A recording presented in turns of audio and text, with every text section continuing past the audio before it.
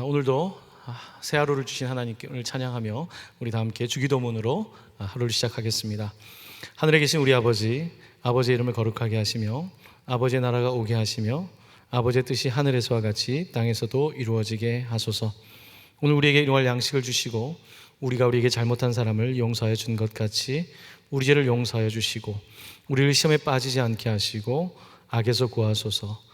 나라와 권능과 영광이 영원히 아버지의 것입니다. 아멘.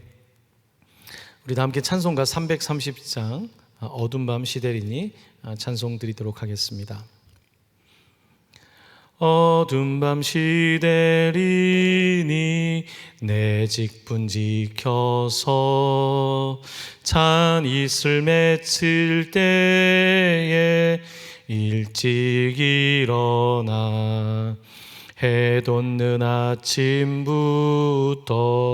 힘써서 일하라.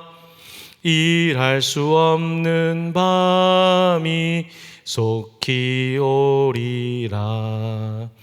어두운 밤 시대리니 내 직분 지켜서 일할 때 일하면서 놀지 말아라.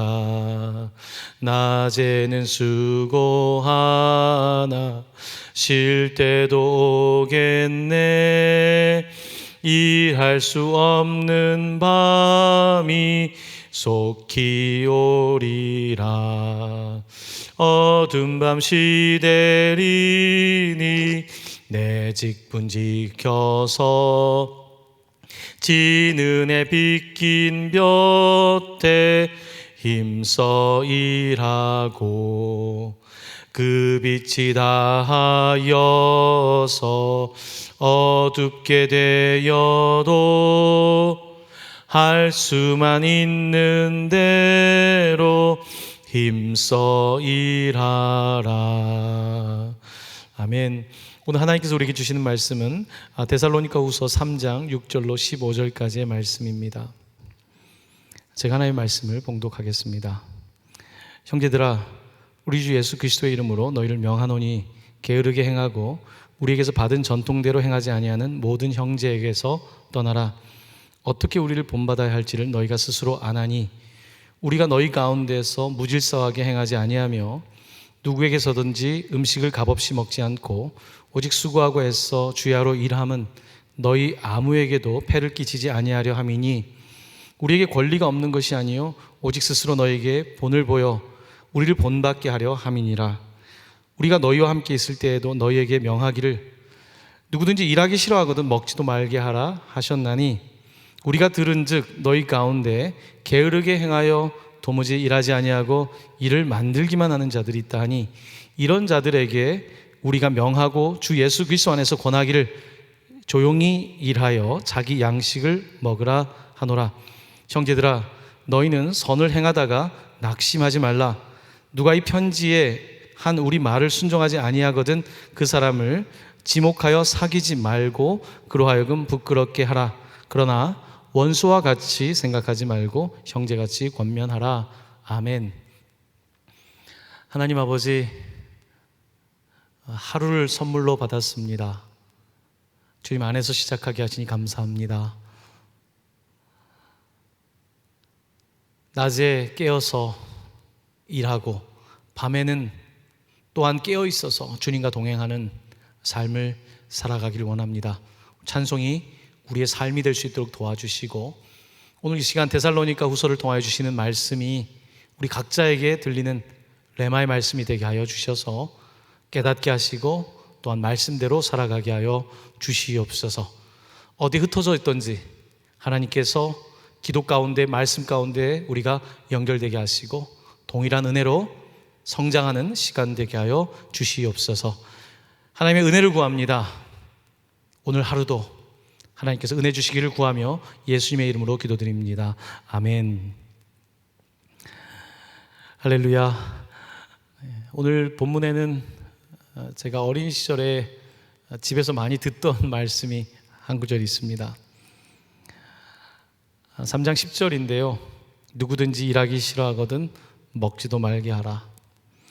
저는 이 말씀을 종종 들었습니다. 게으르면 항상 일하기 싫어하는 자는 먹지도 말라는 이 말씀을 받았어요. 근데 제가 아버지가 되고 나니까 저도 아이들에게 이 말씀을 종종 인용을 하더라고요. 일하기 싫으면 먹지 마. 일하기 싫으면 먹지 않는 것이 성경적인 거야. 저희 아이 중에 누가 그러더라고요. 아빠는 꼭 어떤 아빠 좋을 때 성경을 인용한다고. 그래서 아이들이 저한테 그런 이야기를 하는데요. 이 말씀은 사도 바울이 데살로니가 교회를 권면하는 말씀입니다. 일하기 싫어하거든 먹지도 말게 하라. 왜냐하면 교회 안에 게으르게 행하는 사람들이 있었다는 겁니다. 교회 안에 게으른 사람들이 있었다는 거예요. 여러분, 누가 뭐 그렇게 일하고 싶어 하겠습니까? 대부분 사람들은 이왕이면 일 적게 하고 편하게 사는 것이 행복이라고 생각하는 건 아니겠습니까? 그런데 그리스도인은 그래서는 안 된다는 거예요. 그리스도인들 가운데 데살로니가 교회 안에서 일하는 것보다는 좀 게을렀던 사람도 있었던 것 같습니다. 신앙을 핑계로 나는 신앙이 있어, 나는 그리스도인이야 라고 하는 핑계를 가지고 어떻게 보면 영적으로는 상당히 자기가 선민, 택함을 받았다고 말하지만 일상생활 속에서는 열심이 없는, 별로 덕을 끼치지 못하는 사람들이 있었던 겁니다. 사실 그 헬라, 로마 문화, 사실 지금 데살로니가 그 교회에 보낸 편지도 그 문화권에 있는데, 헬라나 로마의 문화에서는 일하는 것은요 주로 그 노동계층, 노예들이 하는 거죠.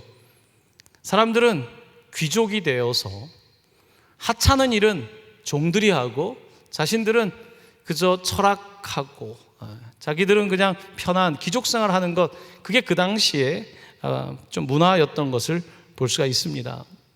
그런 문화권에 있었던 사람들이라서 그런지 열심을 내서 일하는 것보다는 일 안 하고서 사는 게 더 좋은 거다라는 생각이 있었을 겁니다.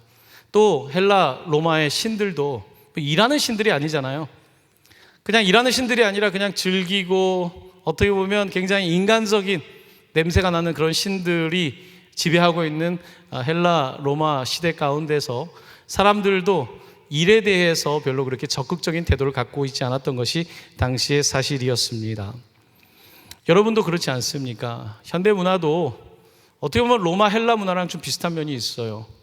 일하지 않고 어떻게든지 좀 큰 돈을 챙겨서 좀 편하게 살고 싶고, 귀족처럼 살고 싶고, 좀 근사하게 살고 싶고, 그런 것이 어떻게 보면 고대로 흘러간다면 그때 문화 아니겠습니까? 일을 등한시하는 그런 것이 있는 거예요. 우리나라도 조선사회에 일하는 사람들을 좀 하찮게 보는 문화가 있었죠. 양반과 또 일하는 중인 노동자 계층이 좀 나눠져 있었지 않습니까?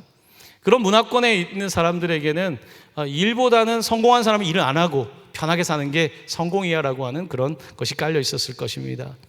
자, 오늘 사도 바울은 데살로니가 교회 편지를 보내고 있습니다. 당시 데살로니가 교회에는 이런 이슈가 하나 있었습니다. 예수님께서 언제 강림하실지 모른다는 생각들이 있었어요.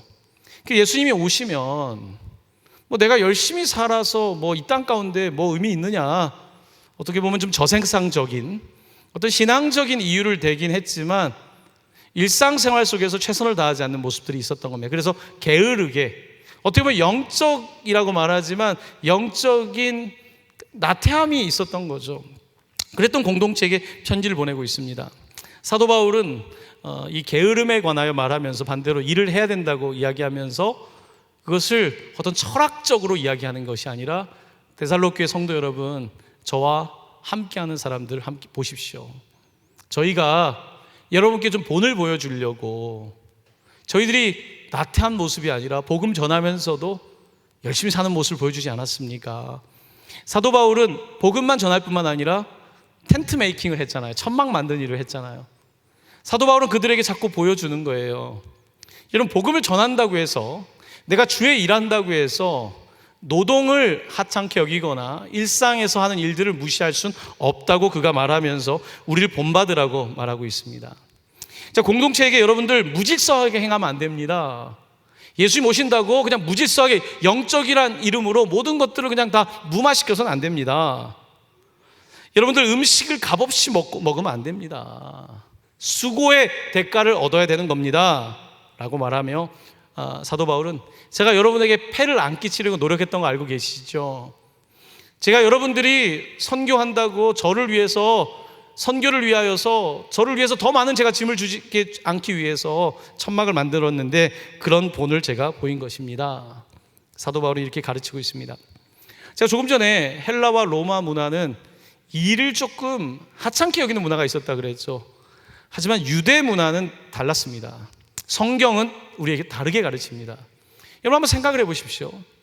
아브라함, 이삭, 야곱, 요셉, 우리 창세기에 나와 있는 족장들이죠. 그들의 삶이 어땠습니까? 열심히 살았죠. 열심히 살았어요. 여러분 구약 성경에 있는 인물들을 보면요, 다 열심히 살았던 사람들이지 그저 그래 대충 살지 않았습니다. 여러분 유대 이 구약의 그 인물들을 볼 때에 분명히 그들이 열심히 일했던 것을 볼 수 있고요. 또한 사도 바울도 유대인 아닙니까? 그는 대충 사는 것을 좋아하지 않았습니다. 자신이 랍비로서 사람들에게 가르치고 있지만 랍비라고 해서 그저 책만 읽는 사람이 아니라 실제로 노동을 했던 현장에 있었던 바로 사도 바울의 모습을 보면서 우리는 귀한 교훈을 받을 수가 있는 것입니다. 오늘 이 일에 대하여 이야기하면서 사도 바울은 사실은 그 유대 전통을 가지고 있는데요, 그런 어떤 유대교 전통뿐만 아니라 그가 말씀을 잘 알지 않습니까? 잠언. 이건 잠언은 주로 게으름에 대한 가르침 많습니다. 주로 부지런해라. 왜 여러분 부모님들 자녀들에게 잠언서 쓰라고 하십니까? 저도 자녀들에게 잠언을 쓰라고 하거든요. 왜 잠언을 쓰라고 합니까? 잠언을 통해서 아이들이 깨닫기를 원하는 거죠.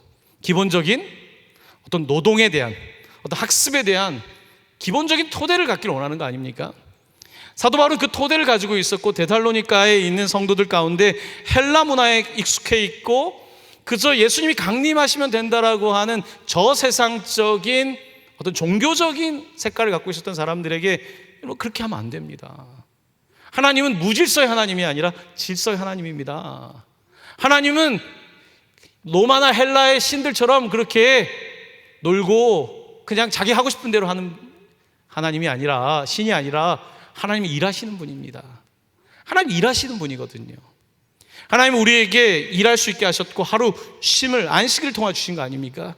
하나님이 일하신다고 성경은 계속해서 말씀하고 있거든요. 이것이 커다란 차이점인 것입니다. 사도 바울은 이렇게 천막을 치고 하면서 때때로 힘들기도 했죠. 사람들이 아유 저 사람은 저게 천막 만들고, 그러면 사람들은 오히려 존중하는 것이 아니라 부족하니까 저렇게 하는 거 아닌가라고 말했을 거예요.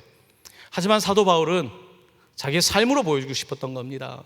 가르침뿐만 아니라 자기의 삶의 모습으로 열심히 살아가는 모습을 보여주면서 그 천막 일을 하면서 그는 그렇게 복음을 전했던 겁니다. 예전에 유명한 권투 선수가 있었습니다. 조지 포맨이라고, 여러분들 기억하시는지 모르겠습니다. 그가 나중에 목사님이 됐죠. 그는 이런 말을 했습니다. 설교는 나의 소명이다. 나에게 복싱은 텐트를 만드는 것과 같은 부업에 불과하다. 복싱 선수잖아요. 유명한 세계 챔피언 아닙니까? 그러니까 목사가 되었는데 자기의 소명은 설교라는 거예요. 내가 하고 싶은 일은 복음 전하는 일인데 복싱은 그것을 서포트하는 부업이라고 말하고 있는 겁니다. 누구나 자기에게 소명이 있지 않습니까? 음악을 좋아하는 음악가는요, 누가 알아주든 알아주지 않던 평생 음악을 합니다. 근데 또 먹고 살아야 되잖아요. 그럼 어떻게 해야 됩니까? 가서 알바도 하고 이런 허드렛 일도 하죠. 하지만 그의 가슴에는 음악이 있는 거예요. 음악하기 위해서 돈 버는 거예요. 사도 바울이 그런 겁니다. 사도 바울은 예수를 전하고 싶고 예수의 모든 걸 다 하고 싶은데, 하지만 사람이니까 나도 일정한 부분에 대해서 책임을 져야 되는 거예요. 그렇지 않으면 내가 누군가에게 너무 많은 부담을 주게 되니까요. 멋있지 않습니까? 사도 바울은 정말 목회자의 목회자죠. 목사의 목사죠. 그의 삶을 보면서 참 감동을 받고 부족한 저를 질책하게 됩니다. 오늘 본문 말씀이 이렇게 계속해서 데살로니가 교회 성도들에게 본인의 예를 들면서 열심히 우리 일합시다라고 가르치고 있습니다. 아까 제가 조금 전에 제가 어린 시절에 많이 들었던 말씀, 누구든지 일하기 싫어하거든 먹지도 말게 하라. 이 말씀 외에 11절을 보면요, 이렇게 되어 있습니다. 우리가 들은즉 너희 가운데 게으르게 행하여 도무지 일하지 아니하고 일을 만들기만 하는 자들이 있다. 여러분, 이 말씀 어떻습니까? 일은 안 하는 사람이 일을 만들어 버리죠. 일하는 사람은 일을 만들 시간이 없어요. 주어진 것 하기도 바쁜데 가서 일을 만들지 않습니다. 보통 일이 없는 사람이 돌아다니면서 일을 만들어요. 일을 괜히 가서 말을 하고 괜히 불필요하게 갈등을 일으키고 자신이 해야 될 일이 뭔지 모르는 사람들이 일을 하지 않고 일을 만들기만 하는 자들인 거예요. 오늘 사도 바울은 데살로 교회에 있는 교인들을 일부가 집중하지 못하고 자꾸 일만 만들고 있는 것에 대해서 권면하고 있는 겁니다. 12절을 보시면 이렇게 권면하고 있습니다. 이런 자들에게 우리가 명하고 주 예수 그리스도 안에서 권하기를 조용히 일하여 자기 양식을 먹으라 하노라. 마지막 들어보십시오. 조용히 일하며 자기 양식을 먹으라. 조용히 일하는 겁니다. 일하는 것이 우리의 본분이라는 겁니다. 일하는 것이 우리가 마땅히 해야 될 일이고 그 일을 통하여서 자기의 양식을 구하며 살아가야 된다고 말하고 있습니다. 이런 복음은 일에 대하여서 분명하게 가르치고 있습니다. 일은 귀한 거예요. 이 기독교 역사를 보면요, 4세기 때에 기독교가 이제 로마의 어떤 정식 종교로 채택되고 국교가 됩니다. 자, 그러면서 이제 성직이라고 하는 어떤 특별한 어떤 종교 계층이 생겨나는 거 아닙니까? 그들은 세상 속에 일하는 것보다는 어떻게 보면 수도원으로 가고 이렇게 좀 거룩한 일을 했던 거죠. 그런 일들이 나누어지기 시작하면서 사람들에게는 이런 생각이 들었어요. 아, 거룩한 일이 있고 그냥 별로 하지 말아야 될 일이 있다, 이런 생각들이 생긴 거예요. 마치 양반 생각처럼 양반이 해야 될 일이 있고 상놈이 해야 될 일이 있다, 뭐 이렇게 생각을 했던 거죠. 이런 것이 로마 가톨릭 교회의 팽배에 있었어요. 그래서 종교인들은 상당히 높은 고상한 일들을 하고 일반 사람들은 그렇지 못하다라고 하는 성과 속을 구별한 일들이 벌어지게 됐습니다. 하지만 이것은 하나님의 부르심과는 다릅니다. 하나님은 우리를 부르실 때에 어떤 사람은 그냥 거룩한 일로 부르고 어떤 사람은 하찮은 일로 부르시는 게 아닙니다. 하나님은 성과 속 나누시는 게 아니라 이것을 다 다스리는 분이거든요. 하나님은 주일날 드리는 예배를 담당하는 성직자만 대단하게 여기는 것이 아니라 월요일부터 토요일까지 일하는 노동하는 삶을 귀하게 여기시거든요. 하나님은 주일만의 하나님이 아니라 안식일만의 하나님이 아니라 월요일부터 모든 요일의 하나님이시고, 하나님은 또한 굉장히 영적이라고 말하는 하늘의 하나님일 뿐만 아니라 이 땅의 하나님, 하늘과 땅 모두의 하나님이시기 때문에 바로 그런 입장에서 우리는 하나님을 이해해야 되는 것입니다. 가톨릭 교회가 부패되고 어떤 노동의 의미들이 상실되던 때에 종교개혁이 일어나게 됩니다. 루터가 일어나게 되고 우리 장로교회 창시자인 깔뱅이 일어나게 되고, 자, 그러면서 어떤 일이 벌어집니까?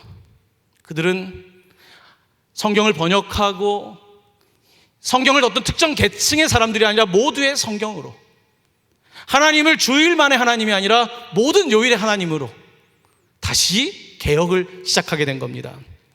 자, 그러면서 이제 사람들은 노동이라고 하는 것이 천한 일이 있고 더 귀한 일이 있다, 이런 식의 이분법적인 생각이 아니라 어떤 일을 하든지 하나님이 부르신 소명을 따라서 일한다면 그 일은 거룩한 것이다라고 하는 일에 대한 개념이 바뀌게 되는 겁니다. 일에 대한 윤리가 생겨난 거예요. 바로 이것이 종교개혁의 특징입니다.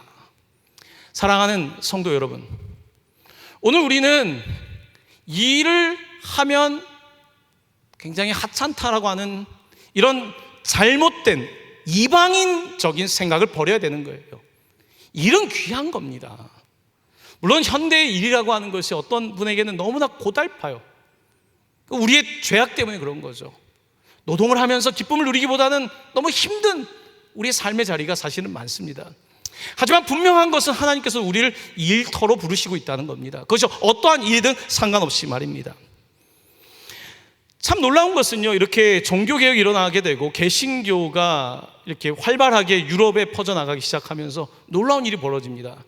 사람들이 일의 가치를 경험하고 노력하는 부지런한 사람들로 그들의 정신이 바뀌게 된 겁니다. 그들의 생각이 달라진 거예요. 그들의 생각이 달라지기 시작하자 그들이 열심히 일하고 자본이 생겨나게 되고 선한 일을 하게 되고 이런 일들이 벌어지면서 바로 이 개신교의 일의 윤리가 자본주의라고 하는 현대 사회를 만들어내는 그 정신을 만들었다는 겁니다. 이것이 사회학자 막스 베버의 이야기입니다.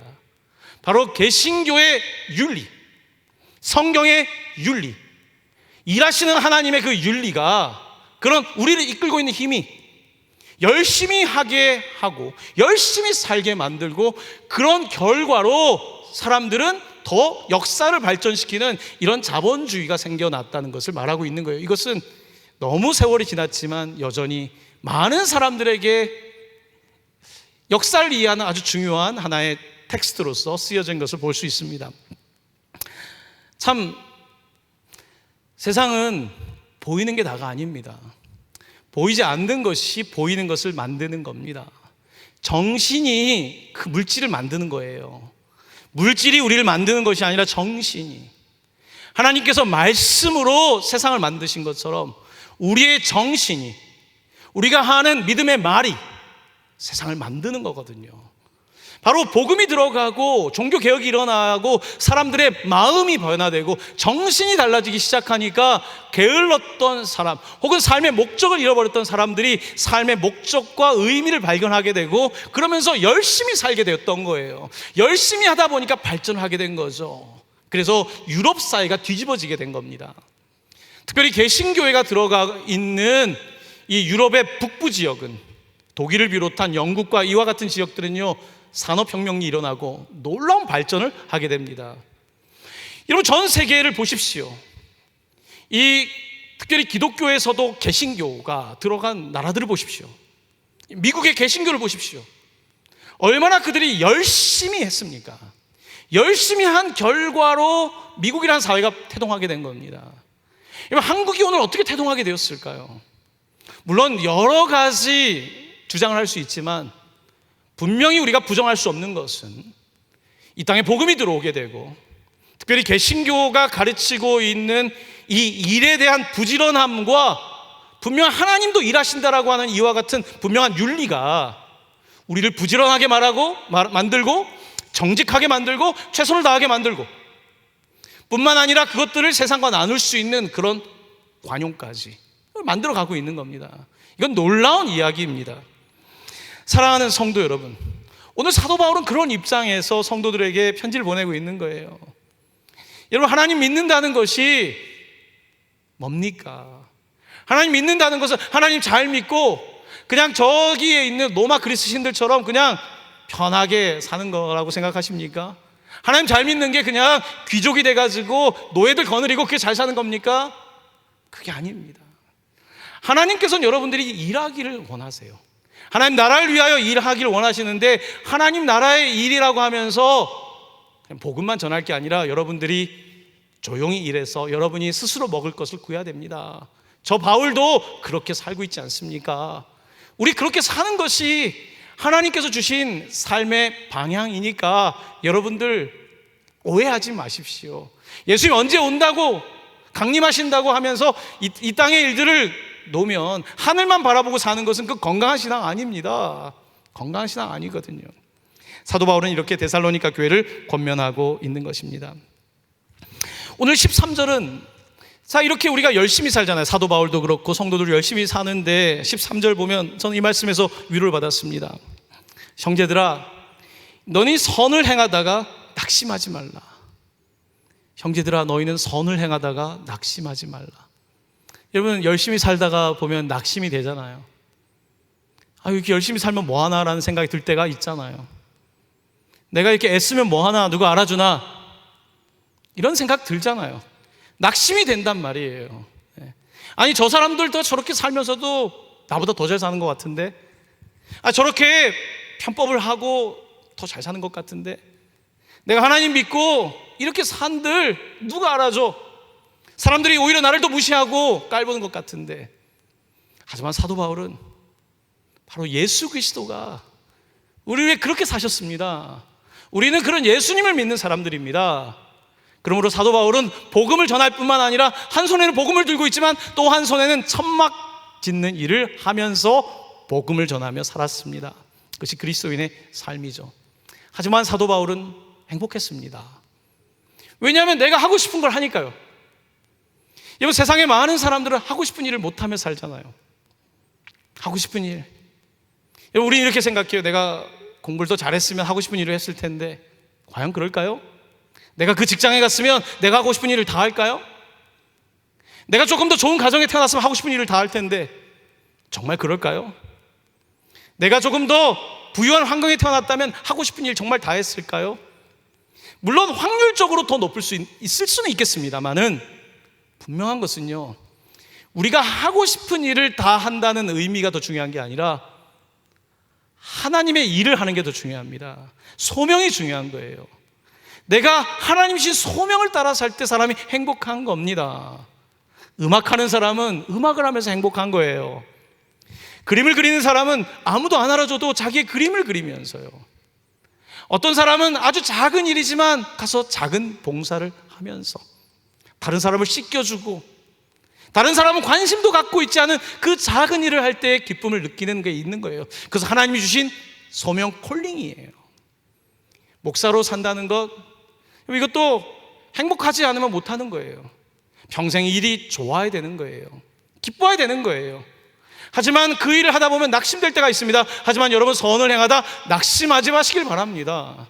여러분, 여러 가지 요즘 어려운 일이 있지만 낙심하지 마세요. 낙심은 사단이 주는 것입니다. 하나님은 여러분들 계속 용기를 주는 거죠. 계속해서 용기를 주고 힘을 주는 것이 하나님이시니까요. 자, 오늘 본문 말씀은 이제 이렇게 맞춰지는데요. 자, 그런 분들은 이제 권면하고, 너희들이 그 나쁜 영향을 받지 말았으면 좋겠다. 왜 교회 안에 그 조금 이렇게 문제가 되다 보면 사람들이 자꾸 나쁜 거는 빨리 배우잖아요. 그러니까 교회 안에서 이런 사람들을 좀 권면하고 경계하고 잘 가르치고. 자, 그러면서 15절은 이렇게 말합니다. 그러나 원수와 같이 생각하지 말고. 교회 안에 그런 사람들 꼴보기 싫을 수 있잖아요. 그러나 원수와 같이 생각하지 말고 형제같이 권면하라. 아멘. 교회 공동체 안에 연약한 사람들, 연약하니까 일하는데도 잘 못할 수 있잖아요. 약하니까 자신이 없어서 못할 수도 있고, 그런 사람들을 우리가 그냥 경계해야 되지만 또한 권면하고 그들을 끊임없이 사랑으로 품으면서 같이 공동체로서 형제같이 대하며 살아야 된다라고 말씀하고 있는 것입니다. 사랑하는 형제자매 여러분, 요즘 일이 많이 없다고 말하죠. 근데 또 많은 또 직장에서는 일할 사람이 없답니다. 일이 없는 것일까? 어쩌면 우리가 삶의 방향을 잃어버린 것은 아닐까? 뭐 그런 생각도 하게 됩니다. 여러 가지 어려운 때를 여러분 지나가고 있습니다. 여러분, 복음은 여러분의 마음을 바꾸고 생각을 바꿉니다. 마음과 생각이 변화되면 여러분의 몸이 변화되고, 그리고 여러분의 삶이 달라질 줄로 믿습니다. 오늘 그 복음이 여러분들의 삶에 역사하기를 간절히 축원합니다. 데살로니가 교회에 같이 참 칭찬할 것이 많은 교회이지만 바로 이 부분에 약점이 있었는데, 이 부분을 다시 일으켜서 데살로니가 교회를 세웠던 것처럼 여러분도 참 좋은 면이 다 개인에게 있지만 여러분 안에 있는 그런 약점들, 나도 모르게 타협하고 있는 게으름들, 나도 모르게 타협하고 있는 합리화하는 것들, 나도 모르게 스스로에게 관대한 것들을 조금 정리하셔서 여러분들의 삶을 주님을 위하여 더 드리시고 헌신하실 때에 여러분들은 하늘의 상급이 클 뿐만 아니라 하나님께서 이 땅 가운데 여러분의 삶을 복 주실 줄로 믿습니다. 우리를 복 주시길 원하는 하나님의 그 큰 복이 여러분들과 여러분들의 가정과 자녀들에게 함께 하시기를 우리 주 예수 그리스도의 이름으로 간절히 축원합니다. 아멘. 우리 함께 잠시 기도할까요? 오늘 말씀 붙잡고 잠시 여러분들 결단의 시간을 가지시면 좋겠습니다. 나는 어떻게 살고 있는가? 하나님 일하시는데 나는 잘하고 있는 건가? 혹시 내가 너무 쉽게 게으름과 타협함과 나태함에 빠져 있는 건 아닌가? 조금 돌아보시고 다시 좀 용기를 내셔서 하나님 저를 써주십시오. 제 마음이 달라지게 하시고 제 생각이 달라지게 하시고 주님을 위하여서 더 일할 수 있도록 건강도 주시고, 또 저희 가정에 여러 가지 어려운 일도 있지만 하나님 우리에게 긍정적인 생각 할 수 있다는 마음 주셔서 이 어려운 시기를 잘 지나가게 하여 주시옵소서. 한번 같이 결단하고 기도합니다. 하나님 아버지, 오늘 말씀 붙잡고 기도합니다. 데살로니가 교회 주신 말씀이 나에게 우리 시대에 주는 말씀 같습니다. 하나님, 우리는 잘못된 생각으로 하나님 일하시는 하나님이 아니라 느슨하고 범죄 가운데 그렇게 있던 그런 천상의 신들을 생각하고 있지 않습니까? 정말 정신이 바로 박혀 있는 그리스도의 삶이 아니라 정말로 음탕하고 잘못된 길을 가는 귀족의 삶을 꿈꾸고 있지 않습니까? 하나님, 오늘 우리가 복음으로 바로 서기를 원합니다. 데살로니가 교회를 세워주셨던 것처럼 저희들의 가정을 세워주시고 교회를 세워주시옵소서. 지친 자들에게 낙심하지 않게 하시고 특별히 선을 행하다 낙심하지 말게 하여 주옵소서. 악을 행하다 낙심한다면 누구에게 하소연하겠습니까? 선을 행하다 낙심하지 않도록 지켜주시기 원합니다. 하나님 아버지, 감사합니다. 저희들에게 말씀을 들을 수 있는 마음을 주시고 이렇게 유튜브를 열어서 들리는 말씀을 들어보려고, 쉐마의 말씀을 들어보려고 애쓸 수 있는 마음 주시니 감사합니다. 하나님, 요즘 많이들 낙심하고 있습니다. 열심히 살면 뭐하나? 뭐 해도 달라질까? 우리 가운데 낙심과 패배의식이 있습니다. 하나님, 우리가 그리스도인입니다. 그리스도인은 선을 행하다 낙심하지 않습니다. 우리 예수님의 마음을 따라 낙심하지 말게 하여 주옵시고 우리에게 주신 길을 묵묵하게 갈 수 있도록 도와주시옵소서. 하나님 아버지, 때때로 지는 짐이 무겁다고 불평하기보다는 하나님, 제가 더 짊어질 수 있도록 저에게 힘 주시옵소서. 건강 주시옵소서. 하나님 더 사랑하고 킹덤을 만들어가는, 킹덤을 세워가는, 하나님 나라를 세워가는 사람으로 쓰임받을 수 있도록 성령을 허락하여 주시옵소서. 하나님, 오늘도 힘들어하고 있는 성도가 있습니까? 주님께서 그 마음에 함께하여 주시옵소서. 또한 그 육체의 힘을 더하여 주시옵소서. 그 정신의 힘을 더하여 주시옵소서.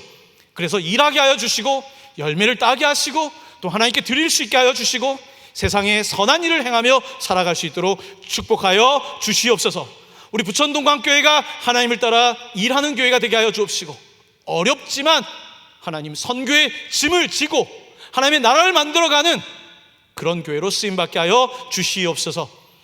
예수 그리스도의 은혜와 하나님의 사랑과 성령의 역사하심이 조용하게 일하며 또한 하나님을 찬양하며 낙심하지 아니하며 세상 가운데 승리를 외치는 사랑하는 모든 동광의 가족들 위해 이제부터 영원까지 함께 계시기를 간절히 축원하옵나이다. 아멘.